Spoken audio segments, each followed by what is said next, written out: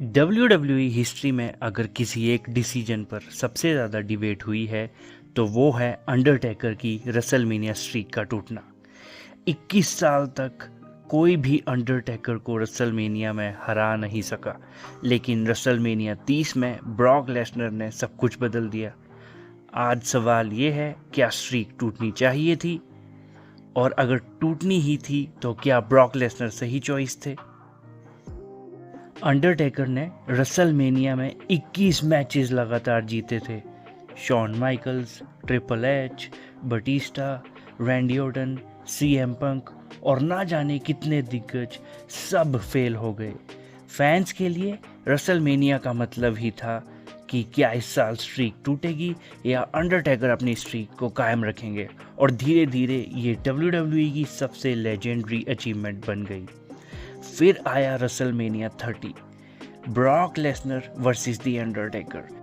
सबको लगा था अंडरटेकर फिर जीत जाएंगे, लेकिन 3 F5s के बाद रेफरी ने जब 1, 2 और 3 काउंट किया, पूरा स्टेडियम शॉक में था और LED बोर्ड पर लिखा आया 21 और 1, 21 and 1। सबसे इंटरेस्टिंग बात यह है कि ब्रॉक लेसनर ने खुद कहा है कि स्ट्रीक तोड़ना उनका डिसीजन नहीं था, ये विंस मैकमैन का डिसीजन था। और ब्रॉक ने कहा कि बहुत फैंस आज भी उनसे नाराज़ हैं, लेकिन ये उनका कॉल नहीं था। वो अंडरटेकर की आज भी रिस्पेक्ट करते हैं और उन्होंने क्लियरली कहा था कि ये बिज़नेस लेना और देना दोनों है। अब सबसे बड़ा सवाल, ब्रॉक ही क्यों? कुछ फैंस कहते हैं रोमन रेंस को ये ऑनर मिलना चाहिए था। कुछ लोग ये भी कहते हैं कि ब्रे वायट अंडरटेकर की स्ट्रीक तोड़ सकते थे, लेकिन एक आर्ग्यूमेंट ब्रॉक के फेवर में भी है। उस टाइम WWE में अगर कोई सुपरस्टार था जो अंडरटेकर को हरा सकता था, वो था Brock Lesnar, farmer UFC champion, WWE champion और एक लेजिटिमेट मॉन्स्टर, एक बीस्ट। मेरी पर्सनल ओपिनियन इस मैटर में क्या है?